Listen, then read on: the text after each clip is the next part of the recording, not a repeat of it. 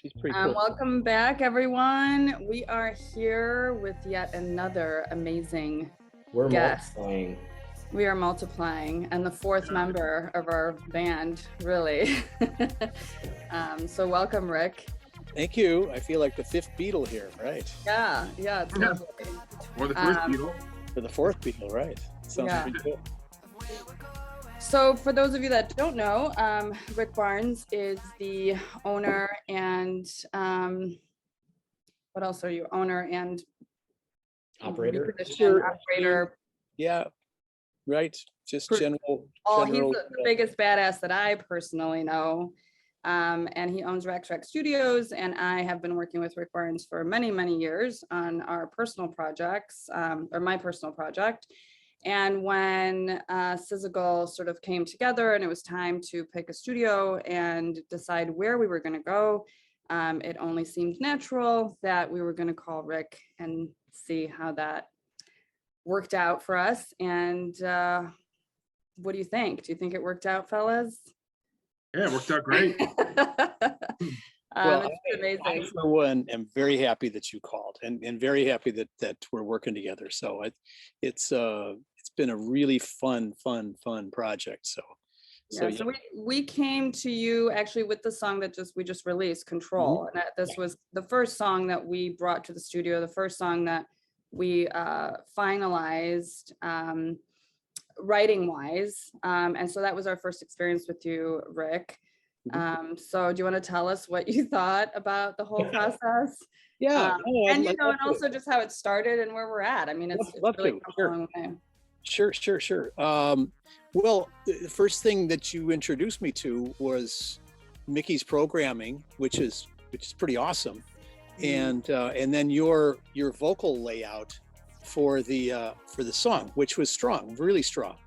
I liked the lyrics were great, melodies were really nicely fitting with Mickey's composition, and I was really impressed.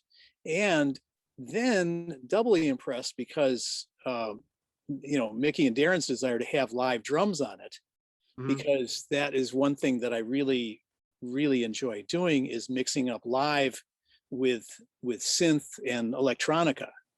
That's always been a passion of mine for years and years, since the days. I mean, I used to do old house music years ago, so oh my God, that's enough for a whole video series.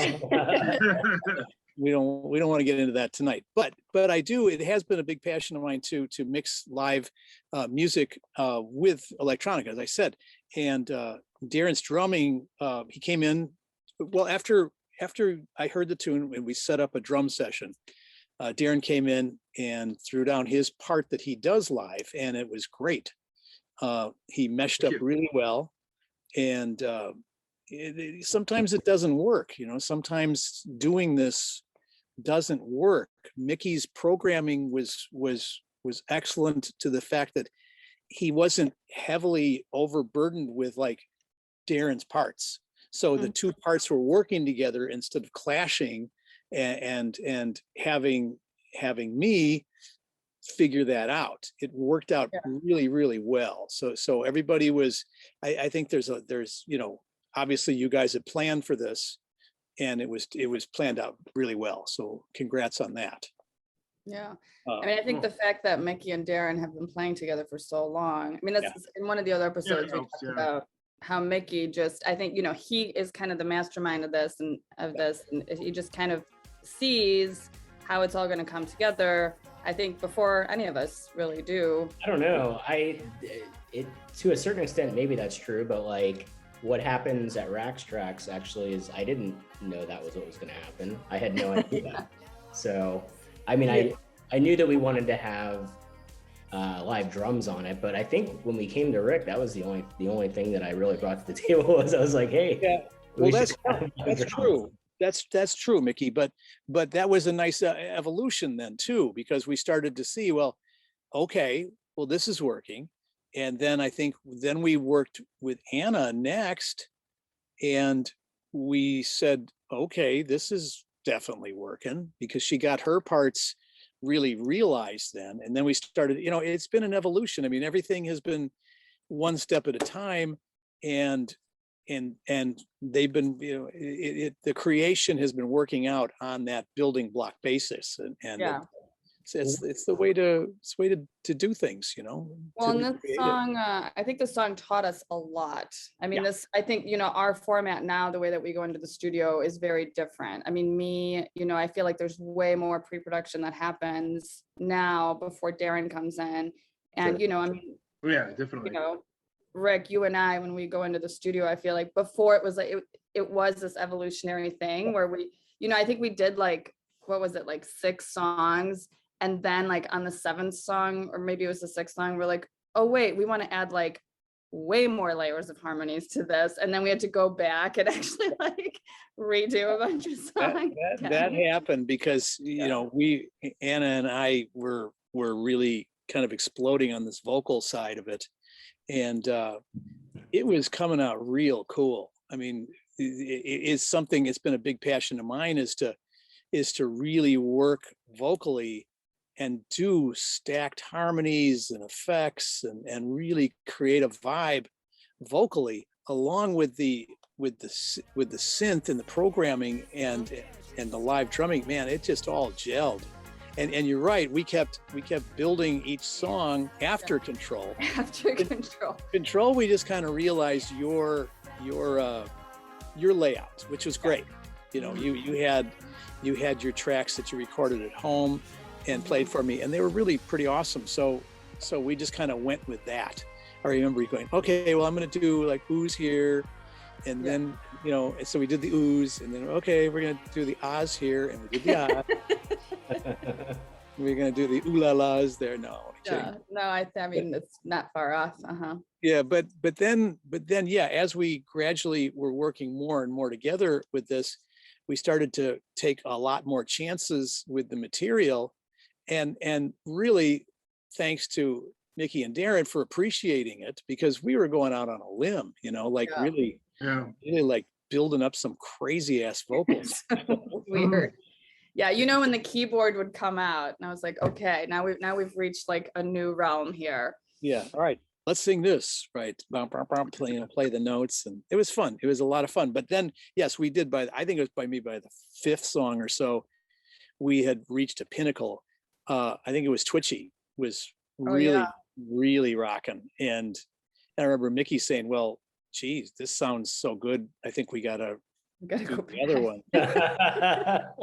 We've hit a high water mark here. Yeah. Right. So we got to go back. So yeah, it took a while. Because but that's kind of my recollection on the tune is that it was a great starting point, so that this tune was great. It came out, I think it came out really well. And with the additional vocals and stuff, that served its purpose really well too. Yeah, for sure. Darren, how'd you feel on this song? I mean, this was kind of your first intro to Syzygal too, right? Like, Yeah, it was. Shifting Sands also came to mind too. Oh, that's right. Well, Shifting Sands, Future Rock had been playing that song, mhm. and then we just kind of transitioned that over to this project. But one thing that's really nice about, I guess, the modern day recording and all that, and with the computer programs and everything, is being able to sync up my live drums to all of the program stuff, because as a human drummer, you're naturally Wait, what? Yes, I but and with electronica styled music, the everything really has to lock in together. It's a lot more precision, is kind of the style. So it's it's nice to have those computer programs that can kind of like line things up. If I'm like a little behind or ahead on the beat, instead of trying to rack my brains, burying the drum track. Well, that's been around for a while. I mean, you can always move drums. It's Sure.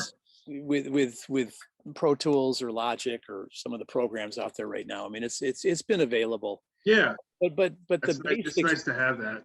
But as I said before, though, the basics have got to be there. You can't have like a cluttered electronic track and then Right. expect to put drums on top of it. That just doesn't work. Right. So that's just going to be a, kind of a low end shit show as far as, Yeah. kick slamming and snares slamming Right. and crazy stuff going on. So So, being in the studio, Rick, like, I mean, obviously there's a lot more people that are doing electronic music, right? Like coming to you. Yeah. How do you as a producer feel about this transition in music? Obviously it's been happening for a long time. It's not like brand new, but Yeah. still there are developments that are happening that are kind of fresh, or at least people want to believe that it's fresh. No, it's great. I mean, there's the electronica is, it's wonderful. I think just as long as you don't lose your humanity, Mhm. try to keep your humanity intact. That's the way I've always felt about it. I think the tools that are out there right now are making people sound really good, Yeah. and really pretentious and really, Yeah. a lot of different, situations going on here. Kit and caboodle. So Yeah. yeah, so I say generally good. My cup is half full. That's it, right? That's yeah. I like to look at it more positive than negative. But no, the tools are there. It's how you use it, and I think that this band has been using it wisely. So it's coming out good, and I think it sounds that way too. Yeah. It feels that way to us, I believe. Mickey, what do you think about all this? What do you think about this craziness? Well, I mean, it was really such an honor and privilege to get to work with you on the album, because I mean, there's certain things certainly that I'm good at doing when it comes to the composing and some of the electronic production stuff. But, I always had kind of a sound in my mind that I was not going to be able to get the music to where I wanted it to be. I could hear it, but I just don't have the tools and the skills to be able to get it there. So to be able to work with someone and to work at a place like Rax Tracks, where, I mean, like for instance, I loved the process of like trying out different snare drums when we were recording. Yeah. Because we knew, like, we were trying to describe to you like the sound of the acoustic snare that we wanted, and then we demoed different ones that you had in your studio, and I forget the name of the one that we ended up using, but it was like perfect. There's a Ludwig. Is it the Superlight?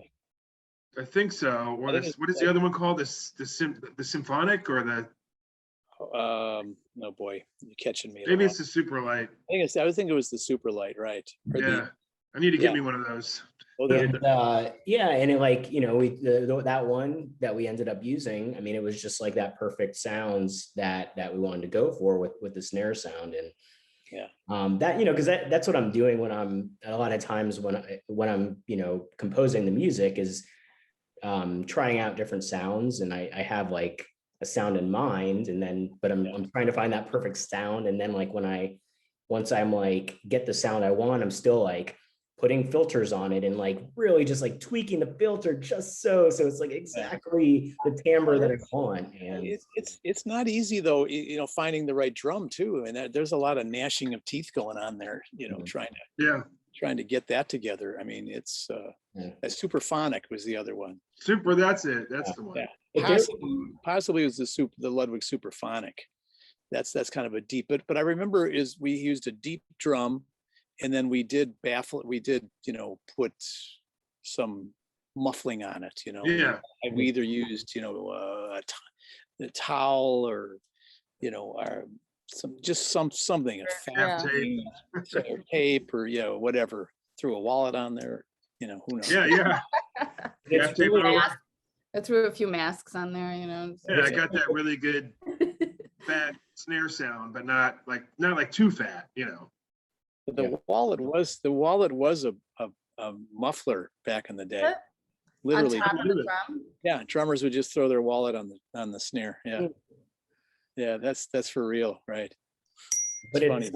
it's really Look at that. cool. It's really cool to listen now back to the demo versions of the songs Yeah. versus the final mastered versions, especially like hearing the vocals where they got to and hearing the drums where they got to.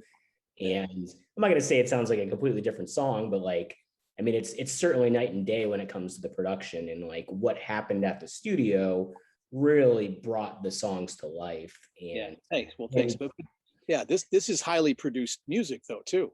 Yeah. You know. Well, Yeah. you know, and I think that with anything, there needs to be some kind of you know, pattern that you follow. Like for us, like we were creating, like me and Mickey were creating these, and then, you know, we could have kept creating these forever, but how are we going to realize these? And now I feel like we have this really awesome funnel that we go through.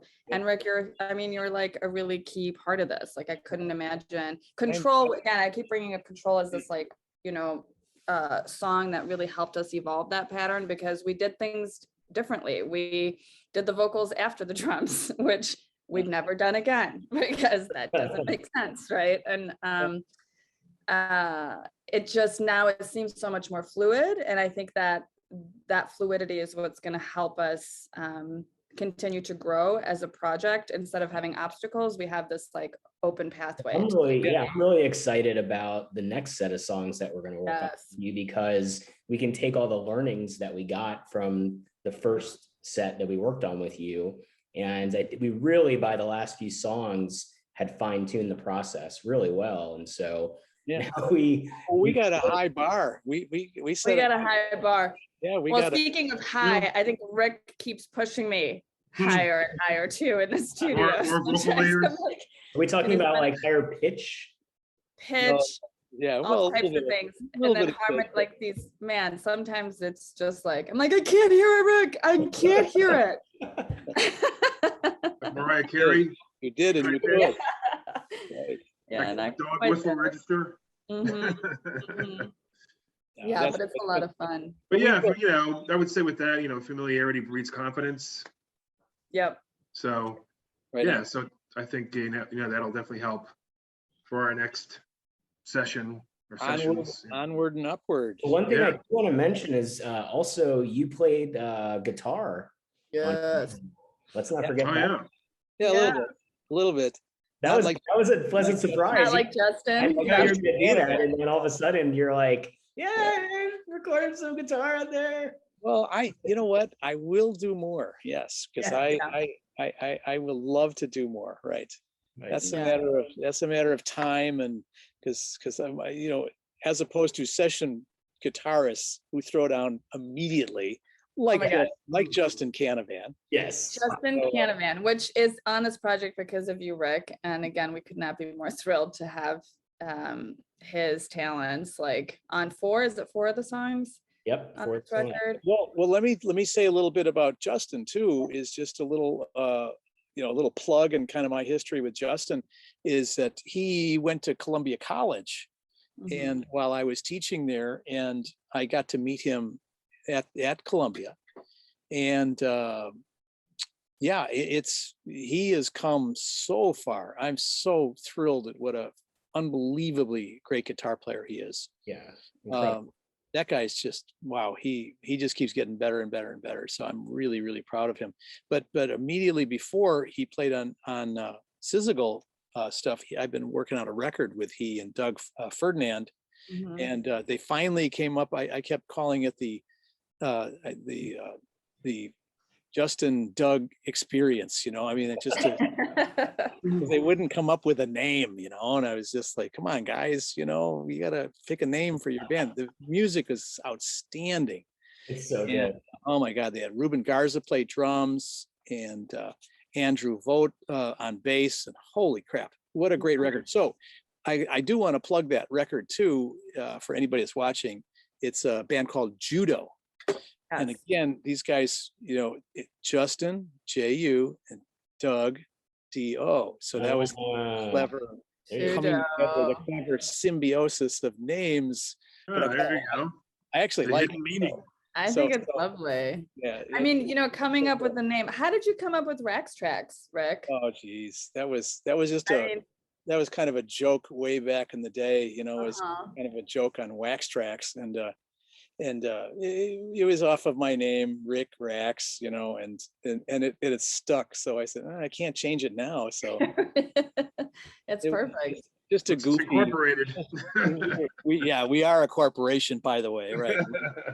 But yeah, we've always had a rather goofy atmosphere here at the studio. So yeah, that's how things come about, with a little bit of humor. And just speaking of the studio, just, you know, I think in some of the other episodes, we talked a little bit about like COVID and like, just, I mean, a lot of this record obviously not stemmed from, but was created within the confines of the COVID experience, what it is and what it may be. Do you want to talk to us a little bit about like music and COVID and like Yeah. people and what's going on right now? Because I feel like some people might be interested. Well, yeah.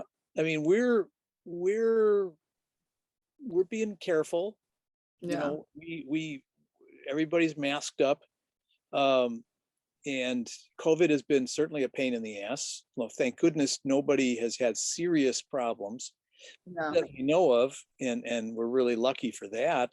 But on the lighter side of COVID, if there is one, it's my interns seem to be like the canaries in the coal mine. They keep dropping first. So you know, the 20-year-olds, right, are dropping with COVID. So they're always the indicators. Okay, we got to tighten up here. Everybody get tested.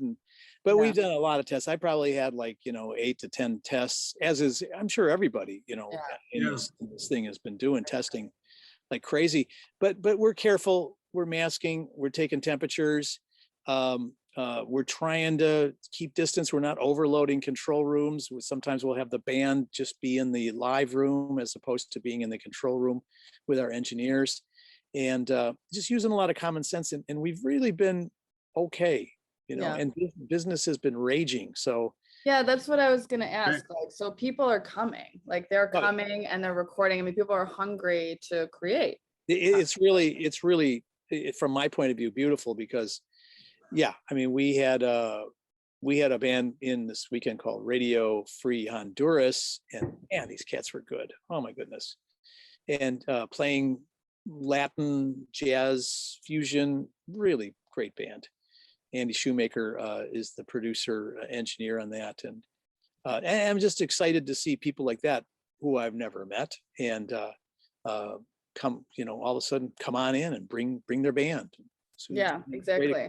Yeah, so things are moving, as opposed to like restaurants and bars that are closing. A lot of these poor people are closing up, you know. There was a Lost Lake, I read, this little cocktail bar where I live in Logan, right by and where I live in Logan Square, just closed down after 7 years of extreme popularity. These poor guys had to close their doors. So it's really very sad, very sad. It's tough. But we're doing okay. I mean, when I was there in the studio for a couple of days, when laying down all these tracks, I was wearing a mask most of the time. So I don't even think you can be done. You can't play your instrument and wear a mask at the same time. Sure. Even singing too. I'm in another band, and I sing vocals every so often, and I've had my mask on the whole time, and it sounds a little muffled in the mic. You just got to turn the high end up a little bit, but Well, I don't want to record people singing through masks. That's for sure. Right. But speaking of your this is just band practice. This isn't. That's cool. Well, and also, you know, stuff with the other band, you know, so you have to be very mindful of the people around you. I mean, some people, you know, the exposure is life or death. So you gotta be careful. I wanted to bring up your other band because actually Control, which is the first song that I wrote besides Shifting Sand, but that's sort of like precursor. I wrote right after your birthday party, Darren. Do you remember that party you had at that Polish bar? We went to dinner first, and then we went to that Polish bar, and your band played. Yeah. Mm-hmm. So I had a really good time. My 50th birthday party. Your 50th birthday party, and so I had a really good time. And then, like, you know, I remember getting home, and you know, Mickey had sent me this track, and it kind of like haunts you at first. Like, it's like, oh, there's this track that it's unfinished, or you know, and I was like, it has to be good. It's the first song for Syzygal. It has to be really good, and I'm putting all this pressure on myself. but I was loose enough that I sat down after your birthday, on your 50th birthday, and just wrote the song out. And it was really, that was like the beginning. So I started, that's like, for me, that's like my marker of like starting to write for SZA Goals. Darren has a phrase for that. He says, inspiration through intoxication. Yeah, Okay. Yeah, that's one form of inspiration, that's for sure. that's Yeah. one form of inspiration. Yeah. Have to Well, use and like, you know, I guess I don't really drink that often. So when I do, it's just, it's like such a release, you know, so it's lovely. party. Right. Like not even, it's like more like let loose enough to work, Yeah, right. Yeah. not too stressed out. Right. I can Get think rid of about something else. Yeah. No more creative stress, right? Yeah, no, yeah, exactly. You would not have fit in on Future Rock Tour, I'll tell you that. I'm glad I was never a part of that. I mean, those stories are out of control. I'm like, I would have died probably. And I don't think I could have handled that. Yeah. And Rick tells me his stories too from back in the day. I mean, it's just, We yeah, don't want to talk about we that. don't want to talk about that. Anyways, well, if you have not checked out the song yet, please do. It's called Control, and this is a song that we have an official music video that I'm in.